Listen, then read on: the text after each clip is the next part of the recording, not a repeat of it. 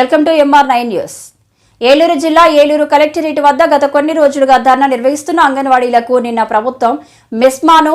అమలు చేయడాన్ని ఖండిస్తూ వారికి మద్దతుగా ఏలూరు జిల్లా జనసేన పార్టీ ఇన్ఛార్జ్ రెడ్డి అప్పలనాయుడు ఆధ్వర్యంలో జీవో పత్రాన్ని తగలపెట్టి మా పార్టీ ఎప్పుడు మీకు అండగా ఉంటుందని హామీ ఇచ్చిన జనసేన పార్టీ ఇన్ఛార్జ్ రెడ్డి అప్పలనాయుడు.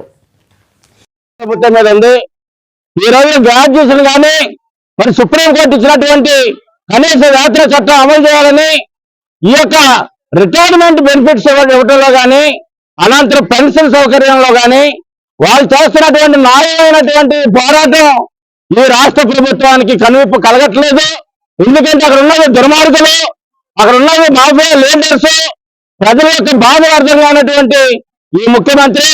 మరి ఈ రోజున ఎస్మా చట్టాన్ని ప్రయోగించి వాళ్ళందరినీ కూడా సమ్మె హక్కు కాలరాసి ఏదైతే ఎంప్లాయీస్ గా పనిచేస్తున్నటువంటి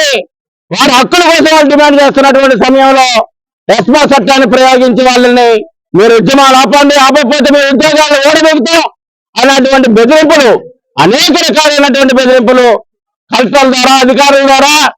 ఏదో బలవంతంగా అంగన్వాడీ సెంటర్ తాళాలు బయలుపెట్టి దౌర్జన్యాలు చేసినటువంటి పరిస్థితులు అధిగమించి ఈ రోజున ధైర్యంగా ఆడబిడ్డలు,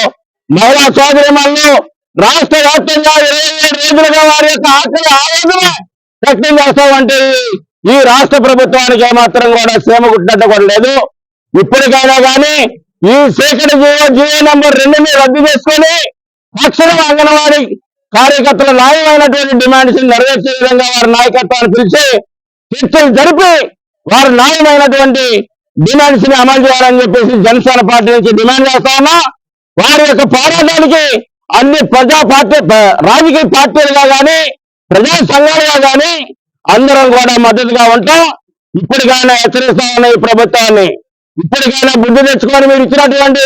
జీవో నంబర్ 2ని రద్దు చేసి తక్షణ చర్చలకు పిలిచి వారి యొక్క డిమాండ్స్ ని అమలు చేయాలని చెప్పేసి డిమాండ్ చేస్తా ఉన్నాం.